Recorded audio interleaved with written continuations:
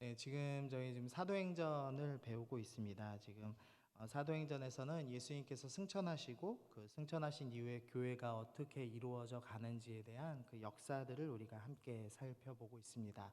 예수님께서 약속하신 성령을 기다리라고 말씀하셨고 제자들은 예수님께서 처형당하셨던 그 예루살렘 그곳에서 두렵지만 주님의 말씀에 순종하는 마음으로 그 도시에서 기다리며 머물러 있었습니다.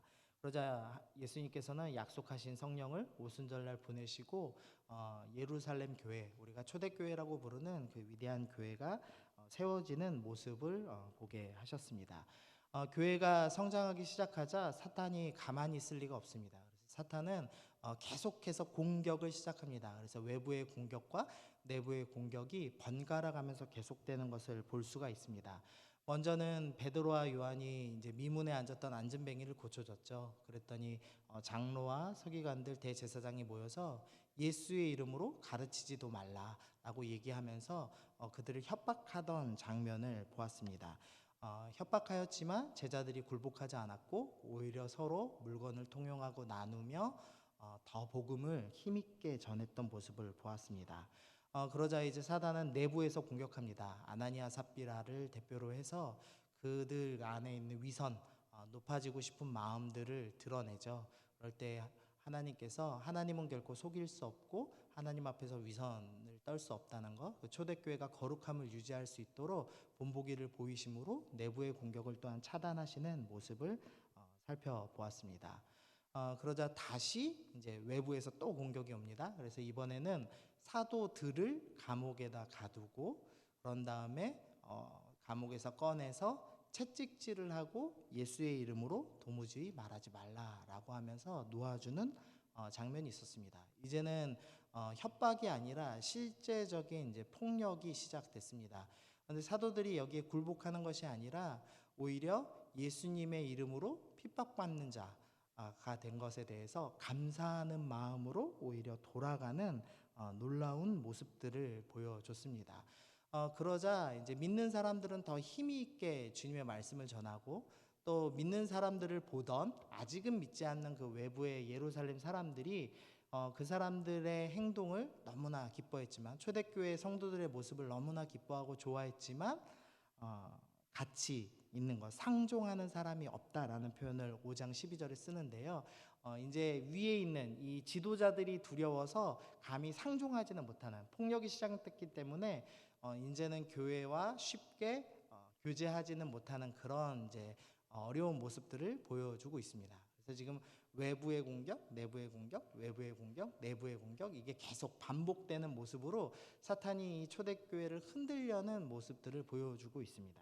오늘은 이제 내부의 공격이 다시 한번 일어나는 것을 우리가 좀 살펴볼 수가 있습니다. 우리 1절 말씀 우리 다시 한번 읽겠습니다. 1절입니다. 시작.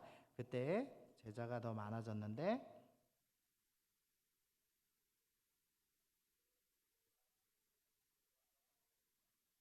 네, 먼저는 정보를 하나 제공해주고 있는데요. 제자들이 더 많아졌다라고 이야기하고 있습니다. 교인이 너무 많아져서 이제 행정적인 문제가 생겼습니다. 그래서 헬라파 유대인으로 불리는 그 사람들의 과부들이 매일매일 받아야 하는 그 구제에서 빠지기 시작했습니다. 그래서 이 사람들이 원망하기 시작했다라고 오늘 본문은 말씀하고 있습니다. 당시 유대인들은 이제 크게는 두 부류로 나눌 수 있습니다. 두 부류가 있었는데요. 하나는 히브리파 사람들이었습니다. 이 사람들이 이제 남유다가 멸망한 이후로 포로로 잡혀갔었죠. 포로로 잡혀갔다가 스룹바벨을 중심으로 다시 귀환한 사람들. 그래서 원래 안 잡혀가고 남유다에 남아있던 사람들과 포로에서 귀환한 사람들이 모여서 여전히 당시의 언어였던 아람어, 그 지역에서 사용하고 있는 아람어 언어를 쓰면서 이 이스라엘 지역에서 뿌리 내리고 살고 있던 사람들이 있었습니다. 그래서 그 사람들을 지금 히브리파 유대인이라고 부르고 있고요. 그다음에 또 한 부류의 유대인이 있는데 디아스포라 유대인이라고 부르는 사람들입니다. 이제 나라가 일찌감치 멸망했기 때문에 각 지역으로 이제 흩어져서 외국에 정착해서 살고 있는 사람들입니다. 이제 우리나라도 왜 일제시대 때 이제 많은 사람들이 흩어졌죠. 그래서 간도에서 살고 있는 사람도 있고, 러시아 땅 한복판에 살고 있는 사람들도 있고, 또 하와이에 건너가서 살고 있는 교포들이 있는 것처럼 전 세계로 유대인이 흩어져서 살았습니다. 그래서 이제 일부는 바벨론 지역에서 다니엘처럼 바벨론의 포로로 잡혀가서 다니엘 그 바벨론에 살고 있던 사람들이 있었고요. 그다음에 에스겔처럼 이제 메데바사 수사성에 살고 있는 사람들도 있었습니다. 그리고 애굽 밑에 쪽 애굽에서 또 살고 있던 사람들도 있었고요. 그다음에 이스라엘 바로 위에 있는 지금 시리아 지역에서 살고 있던 각 지에 흩어져 있던 디아스포라 유대인들이 있었습니다. 근데 이 사람들 중에서 유럽과 아시아 지역에서 살고 있는 헬라어를 쓰는 유대인들이 있었습니다.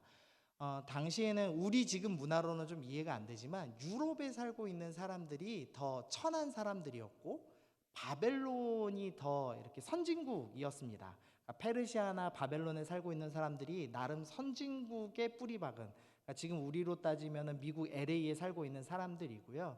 그다음에 이 헬라파 사람들은 동남아 이런 데서 뿌리박은 사람들이라고 이해를 했습니다. 그래서 이 헬라파 유대인들, 헬라어를 쓰는 유대인들을 향해서 탈무드에서는 노골적으로 멸시하고 이등 국민 취급하는 일들이 있었습니다. 그래서 그들을 경멸하고 저 사람들은 이 그리스 변방 지역의 뿌리박은 아주 무식한 사람들이다. 뭐 이런 식으로 취급하는 문화가 남아 있었습니다.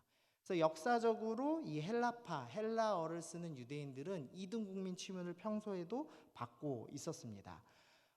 지금 이 본문에서 이제 구제가 일어났는데요. 이 유대인들이 포로로 간 이후에 회당 중심으로, 교회 중심으로 유대인들이 모이기 시작했습니다.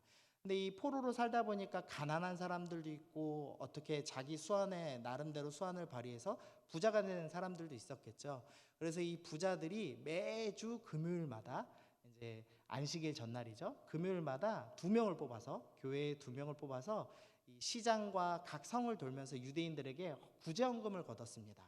그래서 그 구제헌금을 걷어서 일주일 끼니 하루에 두 끼씩 잡아서 14끼니를 나누어주는 매 주마다의 구제를 하는 행동들이 있었는데요. 그 구제가 지금 예루살렘 교회에 정착해서 유대인들이 이방에서 행했던 그 구제들을 예루살렘 교회도 받아서 동일하게 행했던 것 같습니다. 그래서 외국에서 온 이 헬라파 유대인들, 외국에서 온 디아스포라 유대인들이 이 예루살렘에 정착하면서 직업을 갖지 못하고 또 과부, 직업을 얻지 못하는 우리 나이가 많으신 우리 여성분들이 있으니까 그분들을 돕기 위해서 그 구제를 본받아서 구제를 나눠주기 시작했는데 사람이 너무 많다 보니까 그 구제에서 제해지게 된 겁니다. 히브리파 사람들은 본토에서 살던 사람들이니까 당연히 더 숫자가 많았을 것이고요. 헬라파 유대인들은 아무래도 이 히브리파 사람들보다는 더 숫자가 적었을 겁니다. 그래서 이 헬라파 유대인들이 지금 구제에서 빠지기 시작했습니다. 그러자 이 두 가지 감정이 든 겁니다. 하나는 일단 먹을 걸 안 주니까 서운했습니다. 왜 우린 안 주는 거야? 그럼 서운한 마음 당연히 들겠죠. 두 번째로는 세상 사람들도 우리를 2등 국민 취급하는데 교회에서까지 우리가 2등 국민 취급받는구나 라는 마음이 든 거죠. 그래서 초대교회에서 단 한 번도 일어나지 않았던 원망이 지금 본문에서 일어나고 있는 것을 살펴볼 수가 있습니다. 근데 문제는 이 원망이 얼마나 무서운 것이냐는 겁니다. 출애굽한 이후에 유대인들이 이스라엘 사람들이 출애굽을 넘어서 어떤 마음을 품었냐면 먹을 것이 없습니다, 물이 없습니다 라는 이 문제를 놓고, 의식주 문제를 놓고 원망하기 시작했죠. 그러면서부터 이스라엘이 광야를 떠돌아다니는 그 고통의 역사를 겪었습니다. 근데 지금 초대교회가 하나님의 은혜로 마치 출애굽하였듯이 성령께서 임재하시고 교회가 성장하는 놀라운 역사를 봤습니다. 그런데 지금 이스라엘이 출애굽한 뒤에 겪었던 똑같은 상태처럼 먹을 것이 없어서 똑같은 원망이 일어난 상태가 되었습니다. 영적으로 볼 때는 지금 큰 위기가 닥쳐왔다라는 것을 우리가 알 수 있습니다. 이런 상황에서 이제 사도들이 그 원망의 내용을 접하게 되었습니다. 여러분이 생각해 보시죠. 여러분이 사도시라면 내가 이 교회에 지금 한 10,000명, 20,000명 이상의 성도들이 모여 있는 상태에서 내가 12명의 리더 중에 하나다. 나의 말씀을 통해서 5,000명, 10,000명 이상이 전도된 상태인데 이 사도들이 이 원망을 들었을 때 어떤 태도를 취하는 게 가장 쉬운 방법이었을까요? 내가 만약 사도라면 어떤 방법을 취했을까요? 아마도 이제 제일 쉬운 것은 원망하는 사람들의 신앙 수준에 대한 이야기를 하는 겁니다. 너희 원망이 얼마나 무서운 줄 아느냐. 출애굽 백성들이 원망하다가 40년을 광야를 돌았는데 너희가 지금 먹을 거 당장 부족하다고 원망해서 이 초대교회 하나님의 은혜로 놀랍게 성장한 이 교회가 또 우리 조상들처럼 뱅글뱅글 돌게 만들 것이냐라고 하면서 그들을 정죄하는 방법이, 그리고 그들의 입을 다물게 하는 방법이 사도들에게는 가장 쉽고 빠른 방법이었을 겁니다. 그런데 오늘 본문에서 사도들은 우리의 생각과는 전혀 다른 모습을 오늘 보여줍니다. 우리 2절과 3절, 4절 우리 같이 좀 읽어보겠습니다. 2절, 3절, 4절입니다. 시작. 12사도가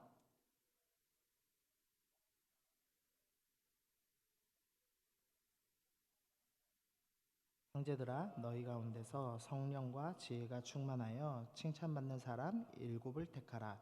우리가 이 일을 그들에게 맡기고 우리는 오로지 기도하는 일과 말씀 사역에 힘쓰리라 하니. 사도들이 먼저 한 일은 많은 사람들, 이 모든 제자들이라고 표현된 모든 성도들을 다 불러 모았습니다. 그리고 나서 이 있었던 헬라파 유대인들 과부들이 구제에 빠진 사실들을 다 이야기하기 시작했습니다. 그러니까 자신들의 지도력, 자신들의 리더십이 부족했다는 것을 인정하고 그것을 정직하게 이야기하기 시작했습니다.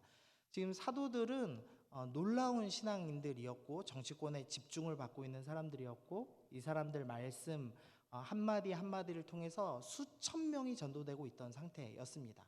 그래서 마치 이 사도들은 예수님과 같이 여겨졌을 것이고 많은 사람들의 존경을 받고 있는 상태였을 겁니다. 그랬던 사도들이 내가 연약하고 내가 부족해서 지금 구제를 제대로 행하지 못하였습니다 라고 먼저는 모든 것을 이야기하는 것으로 출발합니다. 그러니까 자신들의 부족함을 인정하는 것, 그리고 자기들이 잘못했다고 자신들의 그 자존심을 다 내려놓고 고백하는 것으로 사도들이 출발합니다. 그리고 나서 자신들의 우선순위를 얘기합니다. 우리의 사명이 물론 구제도 너무 중요한 일이지만 사도로서 해야 될 일은 기도와 말씀이 가장 중요한 사역입니다. 그래서 우리는 지금부터 이 구제 사역을 내려놓기로 결정합니다 라고 이야기를 합니다. 문제는 이 구제를 내려놓는 게 어떤 의미인가를 좀 생각해 봐야 될 것 같습니다. 당시에 이 예루살렘 교회를 많이 보는 사람들은 8만 명 이상까지로도 보는 사람들이 있거든요. 지금 8만 명 이상이 모여서 구제금을 모읍니다. 얼마 정도 모였을까요? 한번 뭐 대략 상상해 보시죠. 뭐 매덕 가까이 모였겠죠. 지금 현재 시세로 하면. 근데 이 매덕이나 되는 돈을 사도들이, 그러니까 즉 담임 목사님이 갖고 권한을 갖고 도장을 찍고 항상 배분을 해줬는데 내가 그게 부족하니 이제부터 다른 사람이 결제할 수 있도록, 다른 사람이 그 매덕이나 되는 돈을 쓸 수 있도록 권한을 내어주는 일입니다. 그러니까 쉽지 않았겠죠. 분명히 어려웠을 겁니다. 특히나 이 제자들이 가장 어려웠을 이유가 뭐냐면 이 돈 때문에 상처가 있는 공동체였습니다. 제자들 중에 예수님을 팔아먹은 제자가 있었죠. 이름이 뭐죠? 가룟 유다였습니다. 근데 가룟 유다가 맡은 직분이 뭐였냐면 돈꾀를 맡은 사람이었죠. 쉽게 말하면 재정장로였습니다. 근데 이 재정을 맡았던, 가장 신뢰받고 있기 때문에 재정을 맡았을 텐데 이 재정을 맡은 제자가 은 30에 예수님을 팔아 넘겼거든요. 그렇기 때문에 돈 맡은 자가 얼마나 유혹이 많은지를 제자들은 잘 알고 있었습니다. 그래서 이 돈 맡은 권한을 남에게 넘겨준다는 것은 결코 쉬운 일이 아니었습니다. 그러니까 제자들이 나는 부족하고 나는 말씀 사역을 해야 되기 때문에 구제하는 건 못하겠다라고 한다면 차선책으로 선택할 수 있는 방법이 있는데 자신들이 믿을 만한 사람한테 내어주는 겁니다. 그러니까 히브리파 유대인이면서 예수님을 처음부터 따라다녔던 제자 무리들이 있었습니다. 우리 사도 가룟 유다가 빠지고 나서 마띠아를 12번째 제자로 우리 뽑죠. 그때 2명의 후보가 있었습니다. 유스도라고도 하는 요셉이란 사람이 하나 있었고 마띠아가 있었는데 마띠아가 뽑혔죠. 그러니까 상식적으로 따지면 돈 맡은 일은 너무 큰 유혹이 드니, 그리고 제자들마저도 유혹받는 자리이니 이 유스도라고 하는 요셉, 이 사람이 처음부터 예수님 따라다닌 자이니 이 사람에게 돈을 맡깁시다 라고 하는 것이 상식적인 일이라고 할 수 있습니다. 그런데 이 사도들이 이 헬라파 유대인들의 받은 상처들, 이 역사적으로 그리고 현실적으로 지금 구제를 받지 못해서 받은 상처들을 치유하기 위해서 내려놓기로 결정한 겁니다. 뭐냐면 우리가 아무것도 결정하지 않겠습니다.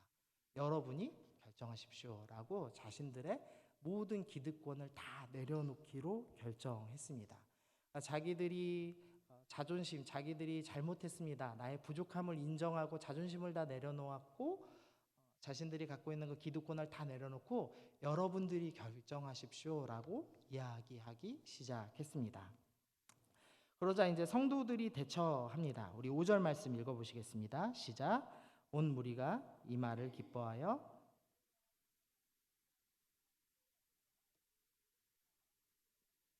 니가노르와 디몬과 바메나와 유대교에 입교했던 안디옥 사람 니골라를 택하여.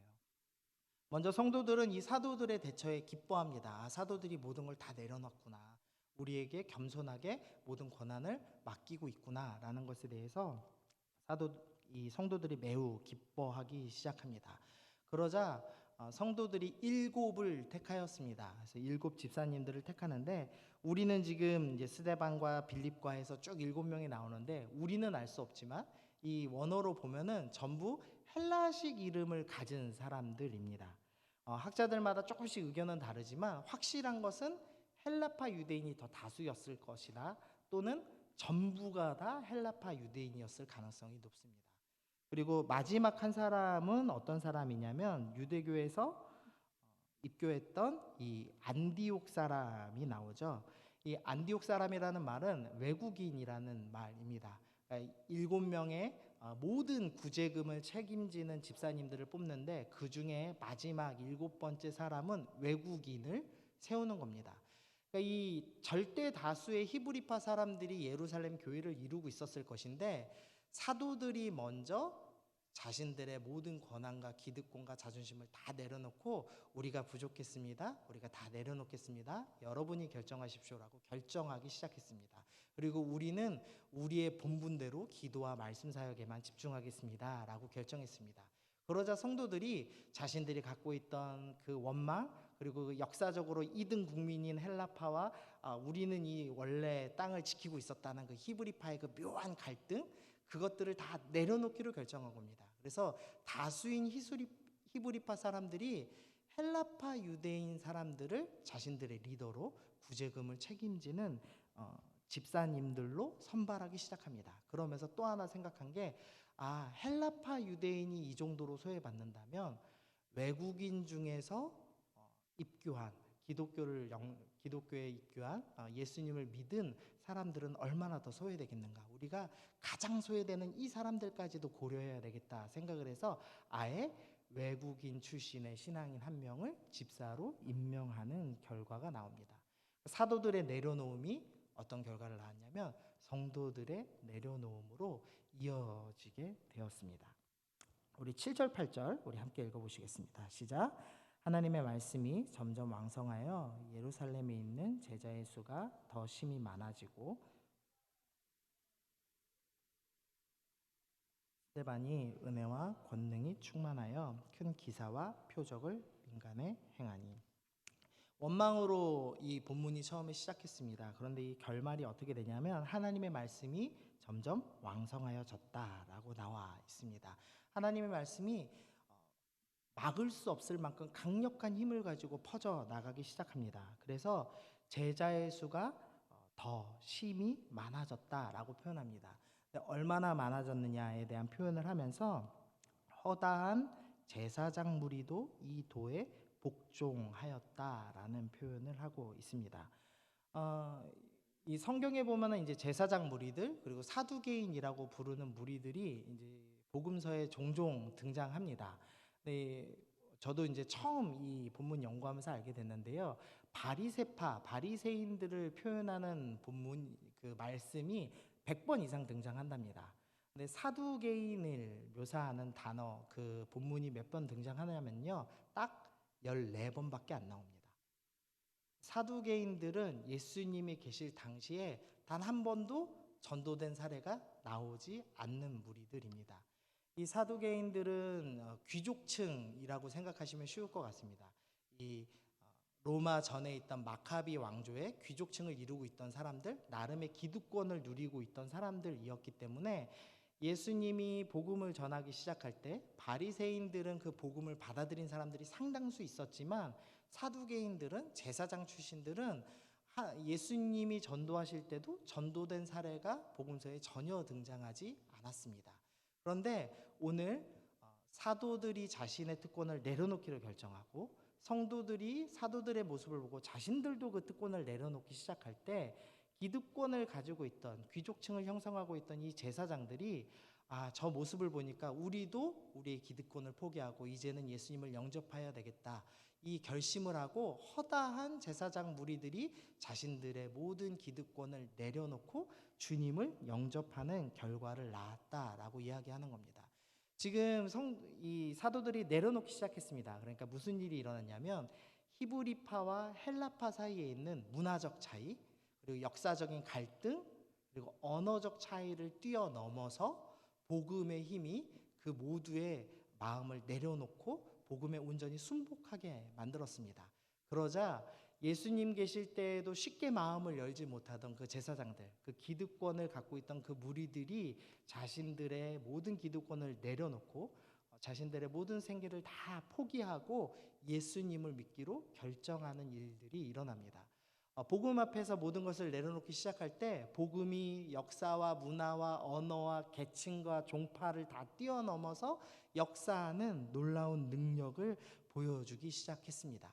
그리고 나서 8절에서 이제는 사도들이 아닌 집사인 스데반을 통해서도 기적과 표적이 감당하지 못하고 일어나고 있고 민간에까지 깊숙이 퍼졌다라고 이야기하기 시작합니다. 복음 앞에서 모든 것을 내려놓기 시작할 때 복음이 걷잡을 수 없는 능력을 가지고 역사와 문화와 언어와 모든 그 벽을 다 허물고 강력하게 퍼져나가서 이제는 기득권들이 스데반 집사를 죽이지 않고는 순교시키지 않고는 감당할 수 없을 만큼 복음이 강력한 쓰나미가 돼서 퍼져나갔다. 그것이 오늘 본문이 우리에게 설명하고 있는 내용입니다. 말씀 정리하겠습니다. 그래서 사도들의 내려놓음이 결국 복음의 놀라운 능력으로 가장 악해서 마음을 열지 못하던 제사장 무리들, 그 무리들을 다 허다한 무리들이 예수님께 나오게 만들었고, 그다음에 상종하지 못하고 두려워하던 민간에까지 복음이 퍼져나가는 놀라운 결과를 낳았다라고 오늘 본문은 이야기합니다. 그래서 오늘 본문이 우리에게 도전하는 말씀은 내려놓음입니다. 사도들이 자신들의 연약함과 부족함을 인정하고 우리가 이 정도밖에 안 됩니다. 우리는 부족합니다. 우리가 내려놓겠습니다라고 결정하고 사도들이 마땅히 결정할 수 있는 그 구제금에 대한 권리들을 다 내려놓기 시작할 때 성도들도 내려놓기 시작하고 그 내려놓음의 물결이 교회에 가득했다라고 오늘 얘기합니다. 그래서 오늘 우리가 적용해야 될 한 가지가 있는데 내려놓음입니다. 우리가 문화적으로 갈등이 있고 누군가 나에게 원망의 말을 쏟아낼 때 우리가 어떻게 해야 되냐면 내려놓는 것으로 시작해야 된다라고 오늘 본문은 우리에게 말씀합니다. 제가 여기까지가 이제 제 설교 원고 끝인데요. 이 설교 원고 다 쓰고 나니까 그리고 이제 기도를 하면서 이제 저도 설교 전에 기도를 해야 되니까요. 그래서 기도를 했습니다. 주님 이제 이 설교 가지고 잘 이제 은혜롭게 전하게 해주십시오. 이렇게 기도를 했는데 주님이 이렇게 말씀하시는 것 같아요. 그래서 너 내려놓을 거냐? 이렇게 말씀하시는 것 같더라고요. 근데 막상 뭔가를 내려놓으려니까 사실 그냥 마음에 내려놓겠습니다 말하고 올라와도 되잖아요. 근데 안 되더라고요. 제 마음에 제가 가진 특권이 별로 없거든요, 사실. 저희 경제권도 저희 집사람이 다 갖고 있고, 제가 뭐 교육자실에서 뭐 간식을 사는 재정권 갖고 있는 것도 아니고, 제가 가진 권리가 하나도 없는데, 별로 제가 가진 권한이 없는데도 불구하고 뭔가 내려놓으라고 하니까 괜히 서운하고 안 내려지더라고요. 그리고 왜 내가 먼저 해야 되는데요? 라는 생각도 들고요. 제가 무슨 사안이 아무것도 없는데도 불구하고 내려놓으라는 그 말씀 앞에서 아직도 교만하고 아직도 자존심을 세우는 저의 모습을 좀 발견하게 됐습니다. 그래서 기도하기 시작했어요. 주님, 어떻게 해야 이 일이 가능합니까? 복음 앞에서 네가 무너지지 않으면 내려놓음은 절대 있을 수 없다라는 마음이 좀 들었습니다. 그래서 오늘 우리 아까 불렀던 우리 두 손 들고 찬양합니다. 우리 찬양하시고 우리 기도하면 좋겠는데요.